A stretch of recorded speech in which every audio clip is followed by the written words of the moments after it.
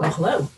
I'm Kathleen Walker with New England Endurance Events, and this is the Sea to Summit Athlete Meeting.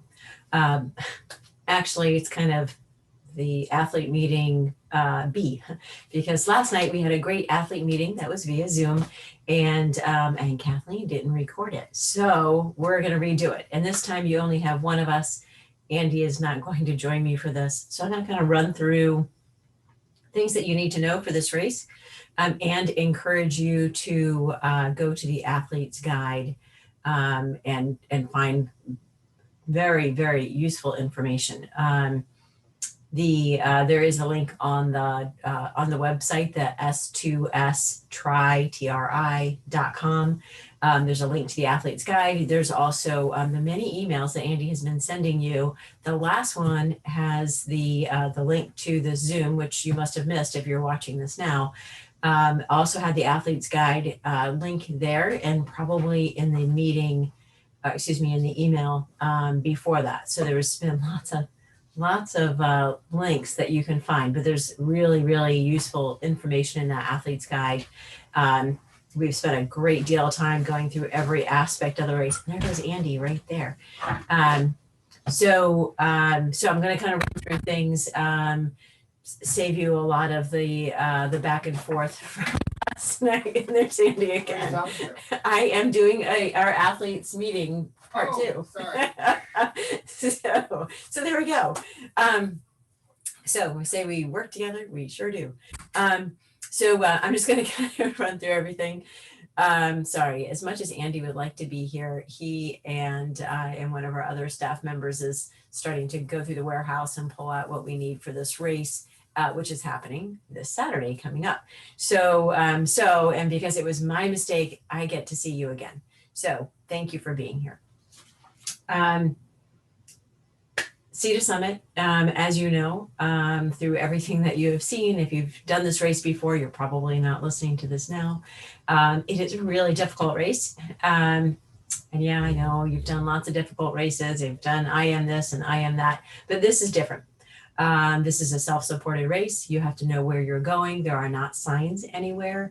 And then it ends at the most dangerous mountain on the East Coast. And that's, of course, Mount Washington. So super important that you follow the rules and guidelines that we have in place. They're there for a reason.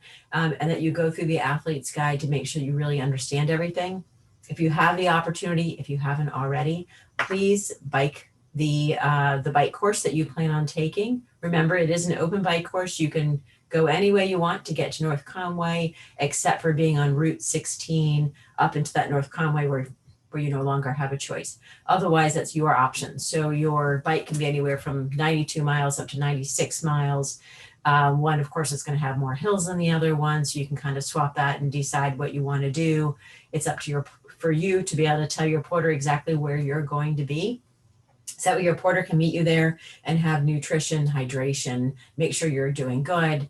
Of course, you want to carry your phone somewhere on your bike, so that way if you have some kind of mechanical issue, your porter can come and save you. So let me just kind of run through the list of things and that we have. And then if I don't cover it as we go along, there was a big long chat last night, a lot of back and forth between athletes, which was actually kind of nice. A lot of the athletes that have done this race before were answering questions for the athletes asking a question. So I'm going to keep those in mind as I'm going through my list. And then after I'm done with my list, I'll throw in any of those other questions that had come up that weren't that don't fit neatly into what I'm going to tell you now. Then I'll say, okay, this question came up and here's how we answered it. So here we go. All right. Some of you have not registered your porter, but we really need that information. So if you would send me an email, Kathleen@neeevents.com, KATHLEEN @NEEevents.com. That's 3 E's together. Or you can send it to Lori, LORI @neeevents.com. We need your porter's name. We need your porter's cell phone number. Email would be great. We will have the porter when you come to pick up your packet, your porter gets a t-shirt. I'm guessing at sizes for t-shirts because I didn't have all the information. So bear with us. Your porter will need to sign a waiver when you pick up your packet. And then we'll make sure that we have things like the cell phone numbers correct and all of that, because we want to make sure we can communicate with your porter if need be. All right, so Friday is packet pickup. That's from 4 to 6, and it's at the Hamilton House in South Berwick. We really need you there, 4 to 6. If for some reason, we've had a couple of people have said, you know what, I work and I'm not going to be able to get there, or you get into traffic, and which is so typical on a Friday afternoon. And, you know, when you find that you're still stuck in traffic somewhere south of where we are, then you can always give me a call. And actually the number on our website, I think the emails all have our phone number on it. You can let me know, and then we'll set aside your packet for the morning. But we're really having a morning packet pickup when we're all there so early, and there's very little time for you to be able to set up. It makes it really difficult. So please come 4 to 6, and it would be nice for you to be able to walk around the property during daylight, and kind of get a lay of the land, including the water, because the river is like you go down a big hill and around a corner, and then there's the water. The water entrance and exit is rocky, so it would be good for you to see that during the day. All right, so here we go. So there's no swimming at the Hamilton House before the race. So if you would like to kind of swim the course, you can go a little bit farther down the river at the Bray Park. It's off of Route 101. Just swim north. And then you'll kind of be in the same waters. We tried to pick a date that we would have pretty much a slack tide. So, because it is a tidal river. So that slack tide is going to be a real benefit to you. We've had many years where you're either fighting the current on the way out or the way back, and neither one is all that great. So in this case, it should be pretty much at in between tides, so you should be good. Something that I want to, let me make sure that Andy doesn't have a note about it first. All right, so I will bring up the elephant in the room for some of you that are familiar with this area. Sometimes this Salmon Falls River has poor water quality. So we really want you guys to be safe in the water, and we don't want you to get any little parasites or any of that yucky stuff. So we do, of course, do a water quality check. Andy and I are going up there Wednesday night. Thursday morning, we'll put in our vials and have that water tested. And so we'll be able to have some results for you by Friday morning. If for some reason that water quality test comes back that it's not great, then we have an alternative. So I'm going to show you that in just a sec here. So the alternative, and this is all in the Athlete's Guide. So if you look at that, if you say, what is she talking about? If you go to Athlete's Guide, you'll understand a little better. So we have an alternative swim site or swim start. That is at Spring Hill. Spring Hill, it's like a Spring Hill Resort. It's like just a few miles away. It's not very far. If any of you did our race, did Sea to Summit last year, this is where we started. So this is also where Pumpkin Man Triathlon is. So if you're familiar with that, you'll certainly know this course. The swim, this was last year's map. So we have B and C because we had the porters separated, just a COVID separation. So ignore the B and C, you don't need that. But the A is where if we end up using this backup swim location, that's where the athletes will be. You go, this is a big hill. So you go down the hill, and this is Knights Pond. Knights Pond is like crystal clear. When we did our water quality check last year, they asked us again, was this out of a pond? Because it was like that clean. So so we do have this backup if we need it.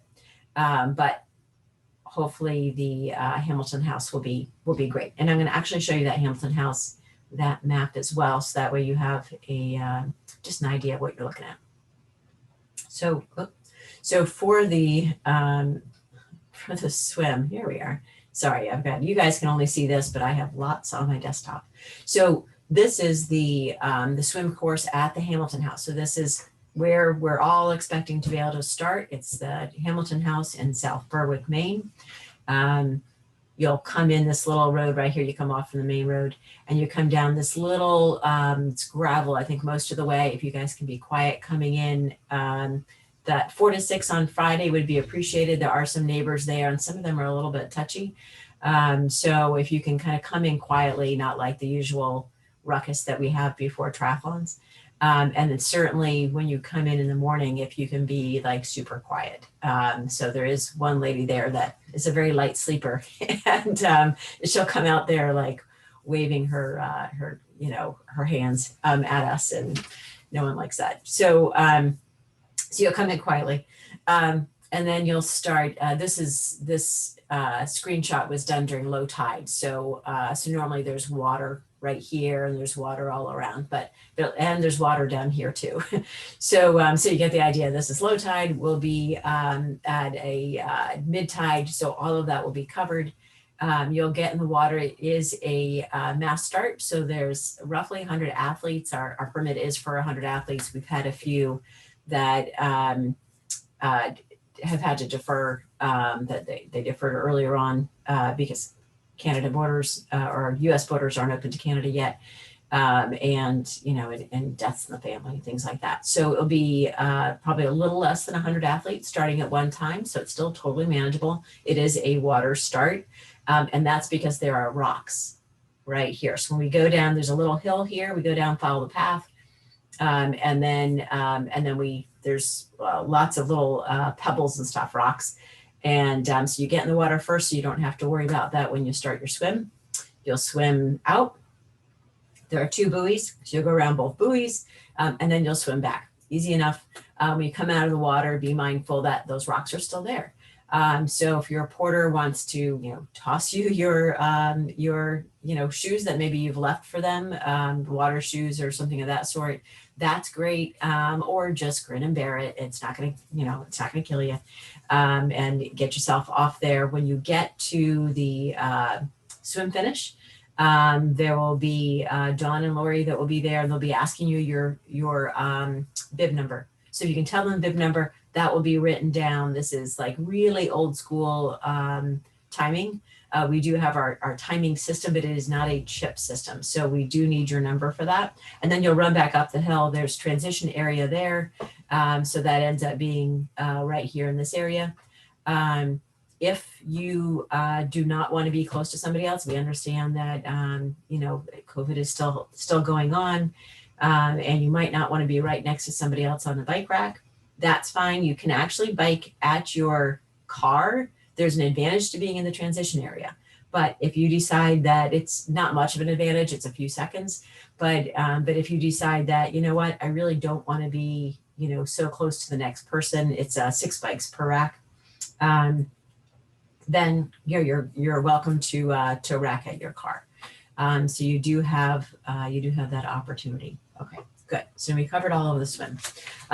Once you get out of the swim, you'll be able to get on your bike and go out on the main road and then follow your course. We will have a staff member that's at that first left turn. It's kind of a busy road there. It's super early in the morning, so there's not a lot of people. But you don't want to we don't want you to get clipped by some guy that's going to get his coffee or woman or what have you. So there will be somebody right there, and then that's it. That's the end of the bike support. It's up to you to go from there, which means how you ride in training, how you're following safety, traffic safety rules. You should be doing the same thing for this race. All right, so Saturday morning, transition opens at 4:20. It seems like an odd time, but at 4:20 is when transition opens. Please don't show up before then. We can't get there. You think about what time we have to get there for you guys to come at 4:20. So it's just really hard for us to be able to get there and make sure everything is set up for you and ready if you're there earlier than that. So 4:20, please. And again, Andy's big note here, quiet. So please, when you come in, drive slowly, no reason to drive fast. It's a gravel road, so it's loud. So just quietly go in, and we'll remind you as we're there. We'll be going shh all along. So it's actually ends up being a kind of neat atmosphere when everybody is just kind of focused on their own race and what's going on, and there's not loud music in the background. So it would be probably the first time you've had a race like this. And well, the whole race is probably the first time you've done something like that. But to start your race this way, you'll actually find it pretty neat. And it's in the dark, so make sure to bring your headlamp. So I think that you'll actually really like that, but it is different. So just remember to be quiet and tell your porter or all of your crew that's coming with you that we have to be quiet. Bib and bike numbers will be supplied for you. If you are bringing a second bike, then let somebody know at packet pickup, and we'll give you just a blank. I don't have any right here with me, but we'll give you a blank bike number, and we'll just write in that extra, what your bib number is for the bike. So you'll have one for each bike. It needs to go on, it will fit best on your seat post. But we need a bike number for every bike. And if you have not sent Lori a picture of your bike, please do so. That email again is in one of the last emails that Andy sent you. It's LORI, Lori, at neevents.com. We will be body marking. You're going to body mark before you get into transition, just to make sure we get all of you guys marked. Once you get in transition, it's actually kind of difficult to track you down. So please make sure you get body marked beforehand. If you choose to body mark yourself beforehand, that's no problem. Instead of the usual, normally you body mark, in the front of your arm, you do, your number on each front, and that's for photographers. In this case, there's not many of you. It doesn't, our photographer doesn't need that, but we need it. We need it here on the side of your arm instead. And that's really for bike, for the bike course. And I guess a little for the run course, but mostly for the bike course, to be able to reduce drafting. Because we see your number, you get a penalty. So, and penalties are IM penalties. So they're a little bit higher than some of the tries that you've been doing. Let's see what other notes I have for you extra. Bike racks we talked about will be racking, and that will be hopefully a pretty closed transition area. You'll check in if you had not checked in on Friday night, which I strongly suggest. Then you'll be able to get your numbers, rack your bike. If you can remember, we're going to give you a bike light. If you don't already have one, some of you guys have these great lights for your bike, and they're super. We can't afford those for each one of you, but we do have a bike light that works pretty well. And so if you don't already have one, we'll give you a bike light. Please put it on your bike. Please make sure that in the morning it's on. If you wait until you get out of the swim, it never gets on. You're too focused on what you're doing. So if you can put it on before you get into the swim, that would be great. One of the questions that came up last night was some people have one of those really nice Garmin ones, and if you're not riding your bike, it's gonna turn itself off. If you add one of our bike lights too and put that on right away, then if nothing else, you've got two lights. That's even better. But at least we know at least one of those lights are going to be on. So that would be a huge help for us and safety for you. Let's see. The swim start is at 5:30. I think we've been saying 5:15. We changed to 5:30 because of the sunrise. So we want to make sure that there's enough light that we can see you guys, that first you can see where you're going in the swim, but we want to see you as lifeguards. We want to be able to see you in the swim too. So for safety reasons, swim start is at 5:30. That actually gives you an hour and 10 minutes in transition if you were to show up right at 4:20 in the morning. So that's that much better for you. Speaking of water safety, so there are 4 certified guards, and then there are 6 kayakers that are also water safety certified, not lifeguard certified, that will also be out there with you. With the everybody starting together with that mass start, we'll be able to kind of follow along. We do a first, middle, last situation. We've done this quite a lot for lifeguarding events of this type. So I'll be on the water. Andy will be on the water. 2 of our other staff members will be on the water as well. And then the kayakers. So totally safe in the water. Of course, you know the drill. If you're having any issue, make sure that we know it. We're watching each one of you. We really watch carefully, make sure your heads are coming out of the water, and or I should say your mouth's coming out of the water, and that you're doing okay, that there's no medical condition going on. But if you see, you're having whatever concern, you can always hang on to one of our boards. No problem at all. Even though you guys are super experienced and excellent athletes, sometimes there's stuff that happens, and we're there for you. All right. In the swim, so once you get out of the swim, you get a transition, you're on your bike, you're not, you go. The porters tend to want to race after you. And I completely understand why they do that. It's race, they gotta go. But you don't need them in those first few miles. So if this is any porters that are watching this, which I encourage you to have your porters watch this as well. We're gonna hold the porters back a little bit. Just to make sure that the athletes are getting out safely, and then we'll let porters out as we can. So there'll be somebody that will be there, be like, oh, hold on just a sec. And then as soon as they're able to go, we'll let them out. But they won't be able to just rush out after you. And you probably don't want that anyway. Give you a few miles, kind of get your legs on you, and then the porters will be able to meet you at whatever designated spot you have already talked to them about. All right, cutoff times for all legs, swim, bike, and run, are in stone.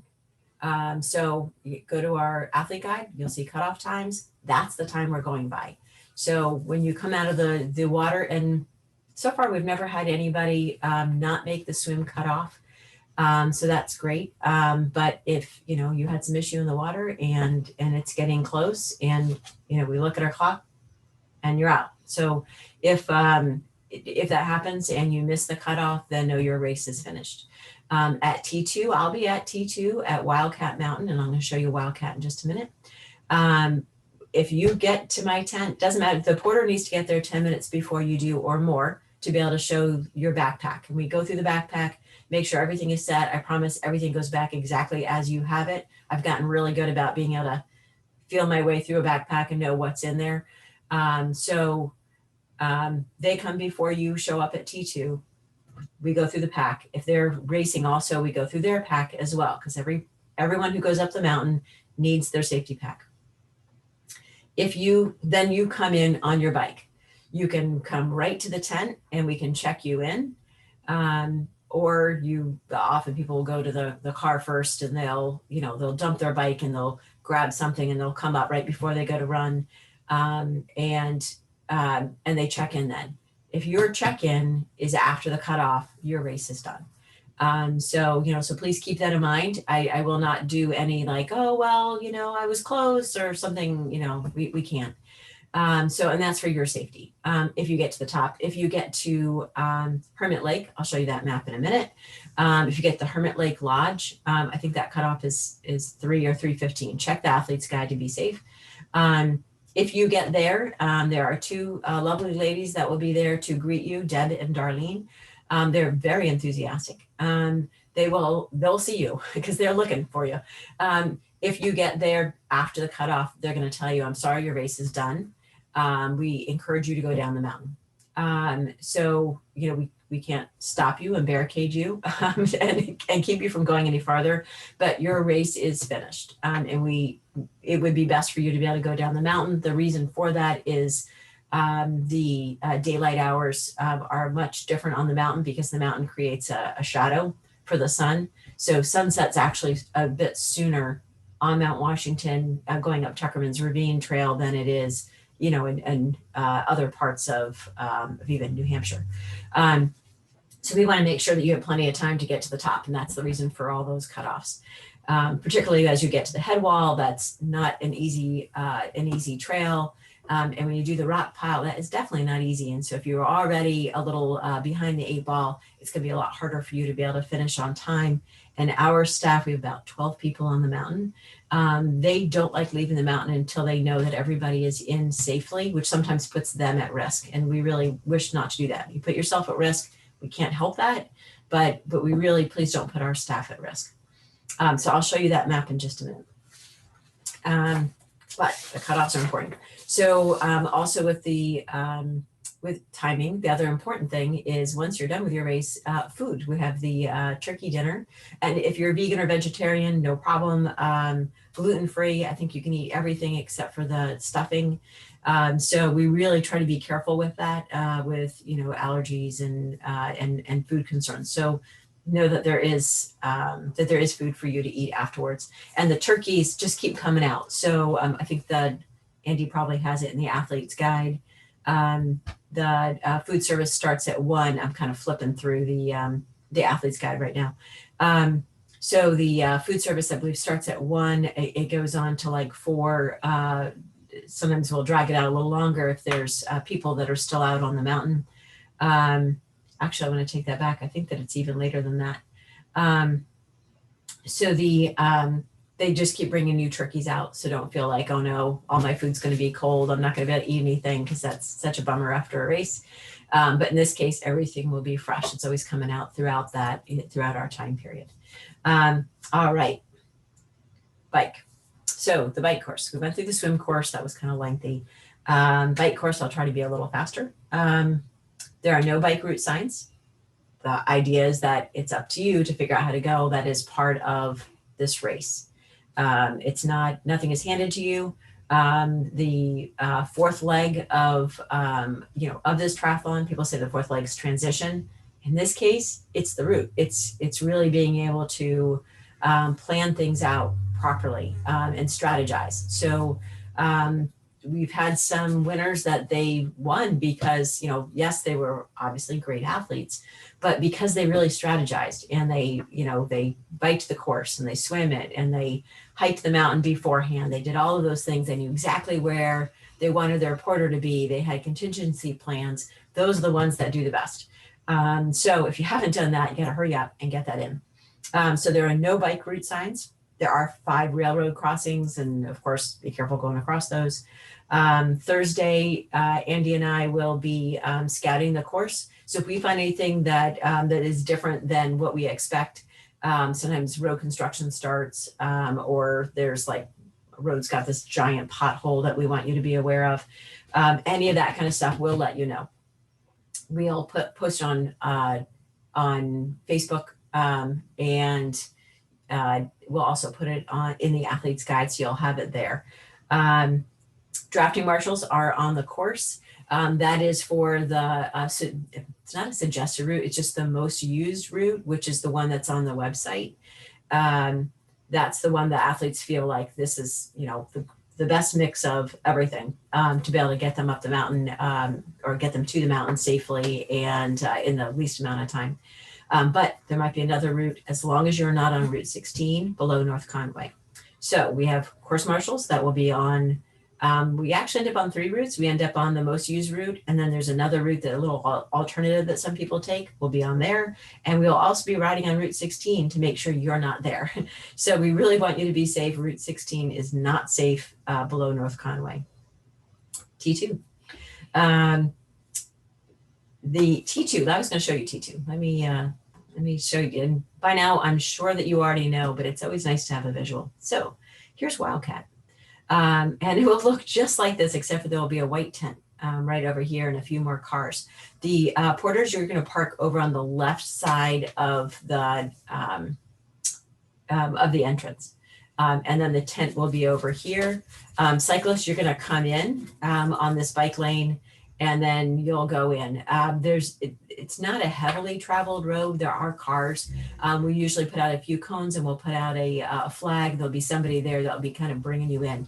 One thing, so you guys are lucky because I'd forgotten this last night, that entrance is kind of gravelly. So keep that in mind when you're coming in. Don't come in hot or you're going to go down. So come in, take your time getting over the gravel. Your porter can take your bike from you in that general area, as long as you're out of the way of other bikes, or you can go ahead and just transition at your car. That is perfectly fine. Most people will transition at their vehicle, but their porter is like waving at them once you get into the entrance there. They're waving at you to tell you where the car is, because of course you wouldn't know that.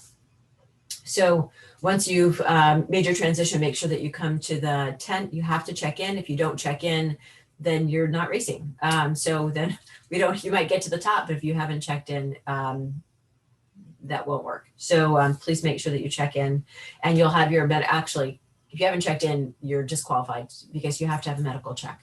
So we'll give you a medical check. It's possible, sometimes people come to us and they're looking a little woozy. We're going to ask you to sit down a little bit, drink a little fluid, eat a little something, take a few minutes, and then we'll reassess. In very, very, very rare circumstances, do we ask that somebody's race is then finished because we just feel like it's not safe for them to move up the mountain. If that's the case, please just accept it. Normally that doesn't happen. Sometimes people come and they're looking like they just need a few minutes to regroup before they go up, get a little bit of nutrition in them, and then they can go, and that's fine. Just please accept that. Cutoff times again for T2, strict, totally strict. So if we say that's it, then you're done. The gear pack. So we have a long list of things that you need in your safety pack that you're going to take up the mountain. If you have a porter or anybody else that is going up the mountain with you, they also need a pack. They also need to have signed a waiver. So everybody that's going up needs one. I'll tell you in a second about the run a little bit, but you're going to carry your own pack with you, so keep that in mind. Your porter cannot carry your pack, so whatever you put in it, make sure it's, you're comfortable carrying that around. Of course, you have to have everything that we have in there, everything that we have on our list. Sometimes I go through the packs personally, or at least sometimes there's a staff member and I'm right there. Sometimes I've seen all sorts of stuff in packs, like someone's ready to camp, and that's great if that's what you want to take with you. But if you have everything on our list, you should be good. That includes, so the question came up last night about nutrition. Now, if you look at the athlete's guide, it tells you exactly what you need in your pack. And one of the things is food source, totaling 800 calories. So this was questions last night. Well, food source is what I put in my fluids, but it is not. I need to be able to see how many calories it is. So if it's a goo or a block, or I'd say a number of them, I can see the calories. And I say, yep, okay, you've got that 800 calories. So you're good to go. And this is, of course, your porter would be talking to me, because all of that pack checking is done before you ever get there. So just make sure that what you have in your pack is exactly what you need. Food source means food source. I mean, it could be, I've seen some people with bananas or a sandwich or something like that. That kind of stuff is good too. We can kind of estimate how many calories that is. But if it's in if it's in a bottle, we have no way of knowing. You can say, oh, that's scratch. Well, is it diluted? I mean, we are not able to ascertain how many calories are in that. So please make sure you have something of some kind of substance in there. It doesn't have to be a Cliff Bar or a Power Bar or one of those yucky stuff, but it does need to be something that that we can see what the calories are.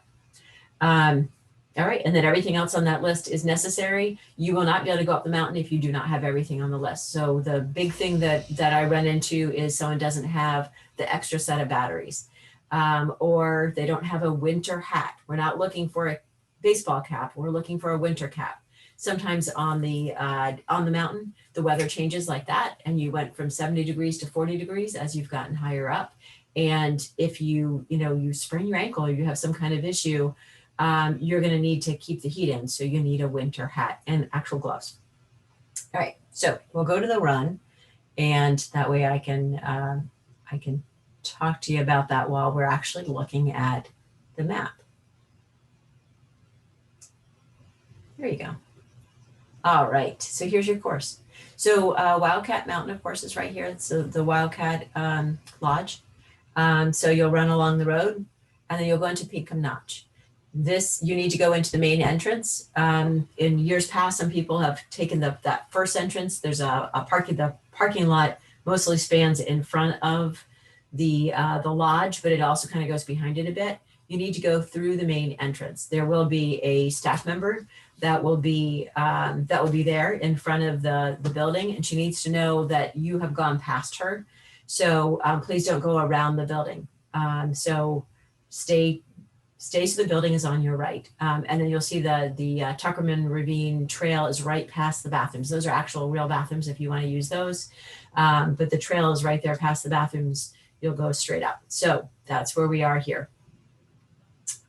You'll go up. You'll have the next checkpoint is Hermit Lake Lodge. Well, it's not really lodge. The Hermit Lake building hut. And that's where Deb and Darlene will be. So say hi to Deb and Darlene. They will tell you where there's a water spigot, which has perfectly good water. So you can always refill your bottles, which I would encourage. There's also bathrooms with running water there. So they're not like the best bathrooms in the world, but they are running water. So that's very nice. They'll direct you to those as well. They need to check you in. They need to write your number down as you go past. So make sure that if you see Deb and Darlene, you see them, one is about this high and one is about this high. So, and they're both really energetic. So they'll be yelling and hollering and good job and all that kind of stuff. It'll be very obvious. So say, hey, Deb and Darlene, I'm number whatever. And then they'll mark you down. And so we do that so that way, if for some reason you haven't gotten to the top when your porter thought you would, and they're calling me saying, I don't know where my athlete is, I can say, oh, I know that they passed Hermit Lake. So, so that's really so that we know, have some idea where you are on the mountain.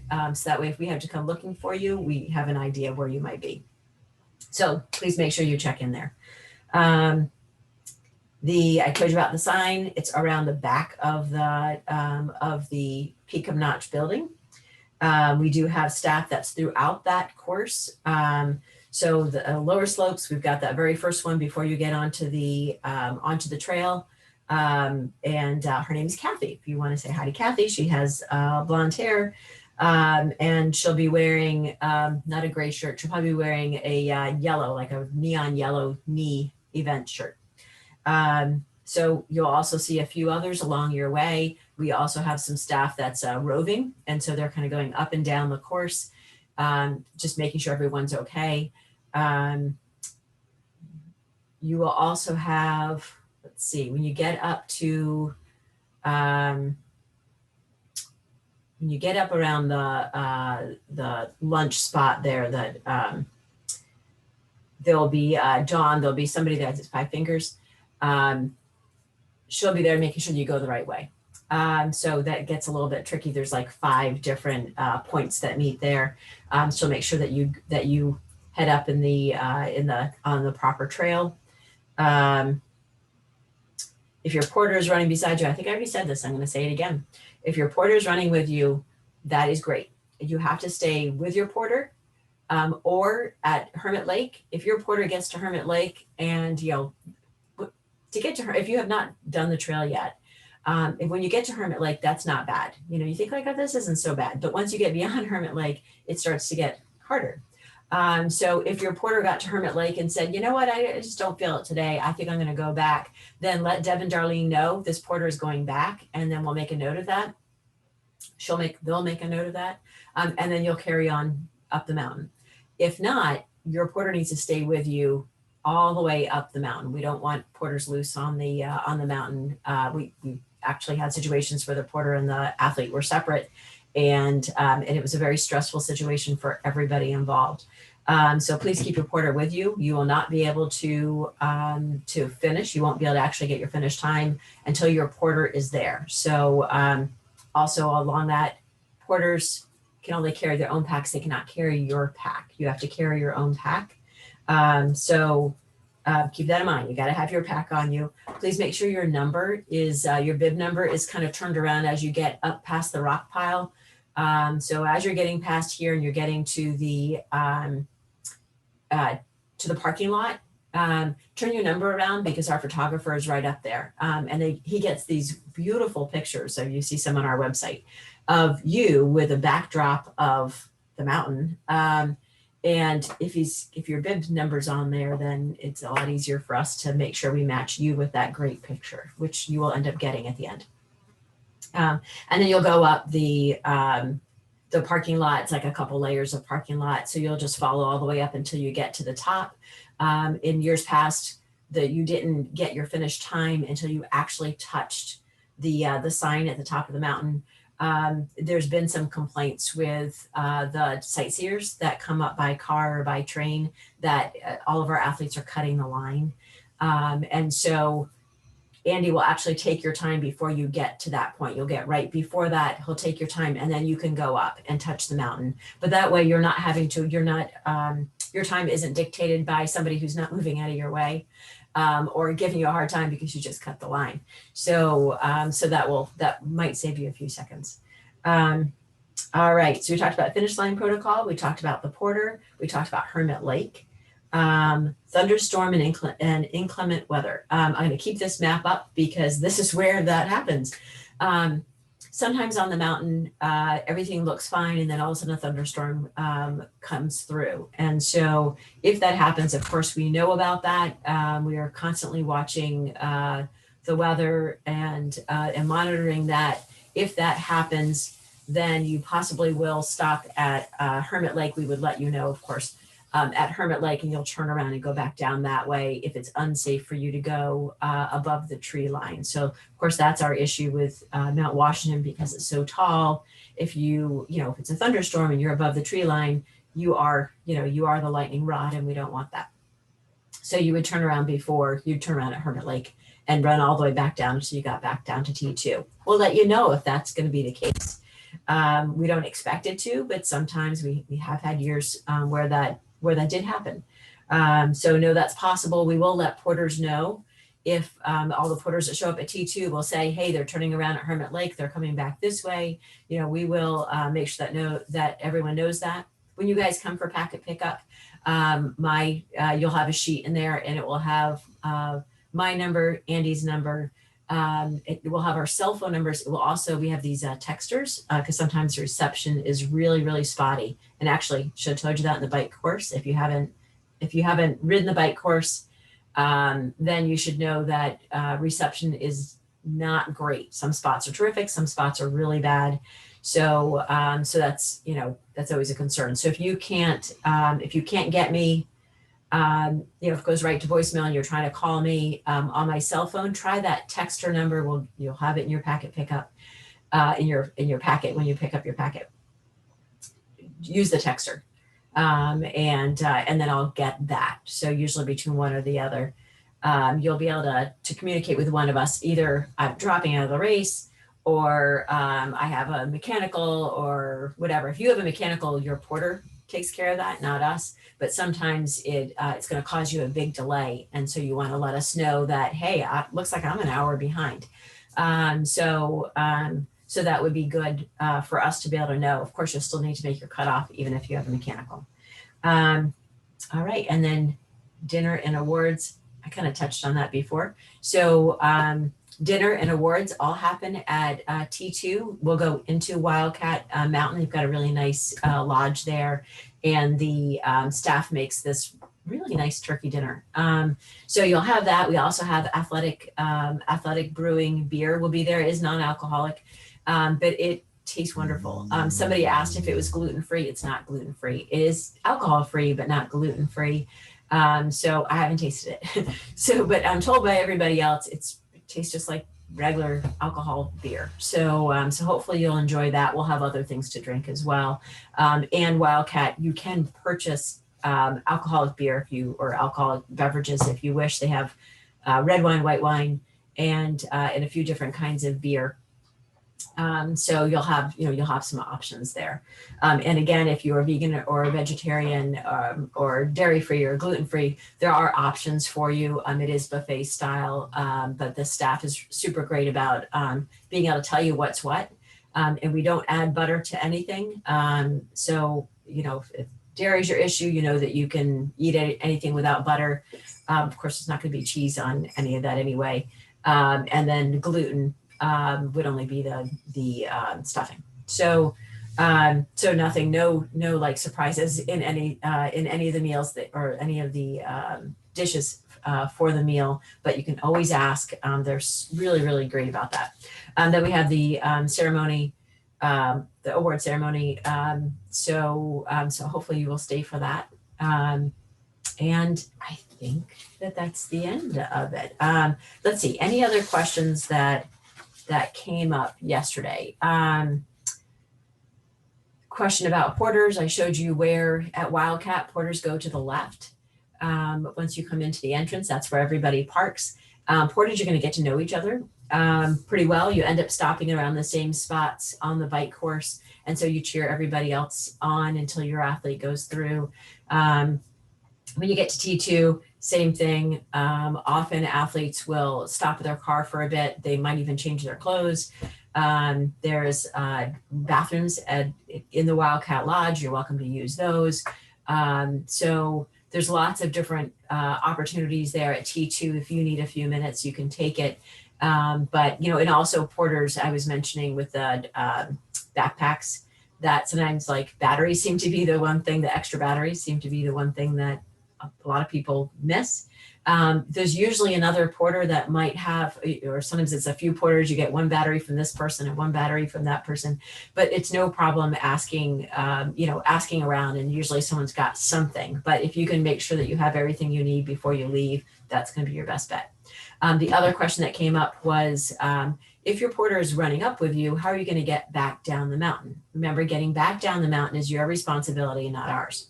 So if you are going up with your porter and you don't have anybody else that's going to be able to drive their car up the auto road, then you're going to want to take a van. Right now, the shuttle vans, there is no reservations for the shuttle vans. So that ends up getting a little bit more difficult. You can, you're free to, when you come on Friday, talk to other porters and see there might be another porter that's willing to take you both down if maybe they're not going, they're driving up. So you can work out something like that. But the vans are not always dependable. Last time Andy and I ran up the mountain, we ran together. So therefore, we didn't have a car. We're like, oh, no problem. We'll take the shuttle back down. Well, it was the last shuttle of the day and it was full. So we did get a very nice couple drove us back down, which we felt pretty lucky. We didn't want to hike back down at 4 PM. So just know that's your responsibility. We don't have a vehicle up there. For porters that are driving up, check the observatory website. So that it's Mount Washington Observatory. Do a Google search. I think it's $35 to go up. I'm not completely certain. You'll want to check. They've changed their everything about the website through COVID. So it's, sometimes it's van reservations, sometimes it's no reservations. They've been changing it. So make sure to check that before you go. If you're staying in the area, a lot of the inns and hotels have like a coupon. So make sure to ask for that. Sometimes you can get $5 or $10 off, and that's a big help. All right, so I think, let's see, we had that question. Porters are responsible for you. That's the whole idea. They're your support crew. Make sure to thank them a lot because they really can make or break your race. The swim we talked about, if water quality is not ideal, and we'll know that as soon as we get the water quality test back, and that should be Friday morning, then we're going to Spring Hill Resort. So that is also in the South Berwick area. It should be on the athlete's guide, and then we'll meet there instead. So we'll post that on Facebook. We'll put it on the website. So you'll know that that the location has changed. We'll know when you come to pick up your packet on Friday. We'll be able to tell you then too. So you'll know that for sure. Let's see, any other questions that have come up? We've talked about food. We talked about nutrition on the run. Any other nutrition on the bike and whatever, that's up to you. Oh, big one. On the bike, when you stop to be able to get more hydration or nutrition or whatever you need, your porter has to stop out away from the road in a safe location. Then you pull up with your bike.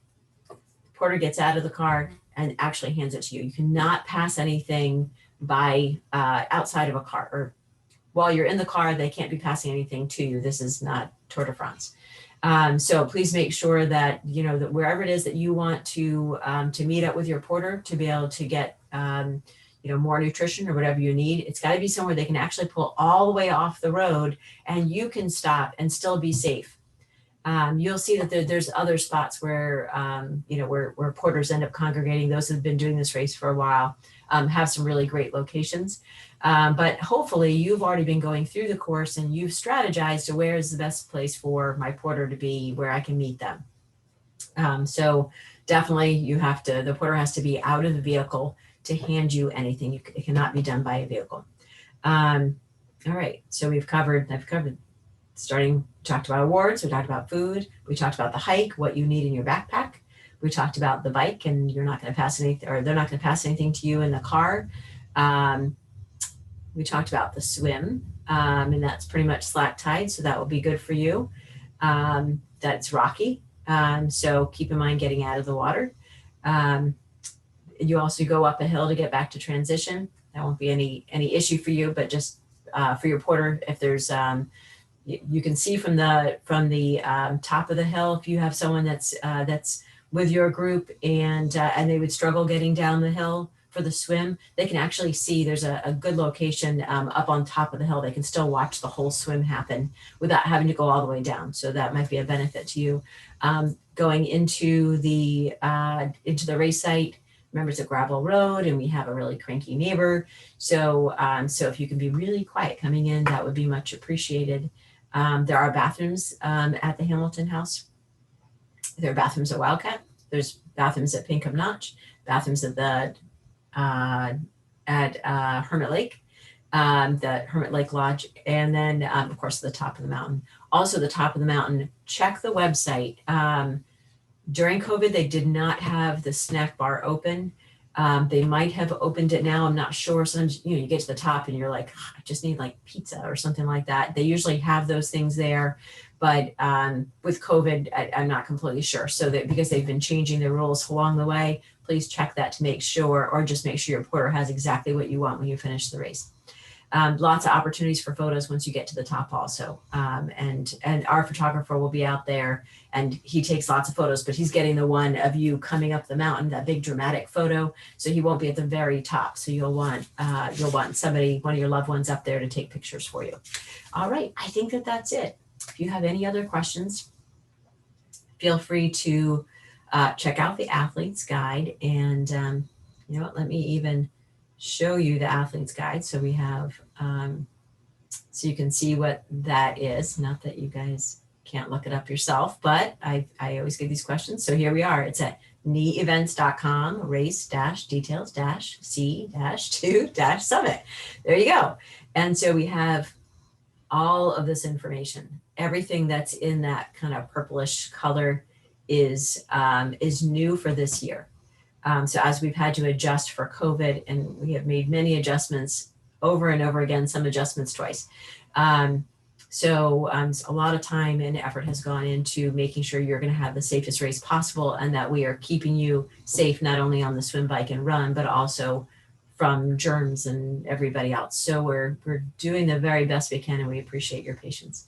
So anyway, still going on. See, this Athlete's Guide is really chock full of information. So I hope that you take a little bit of time to look at this and make sure that you understand that.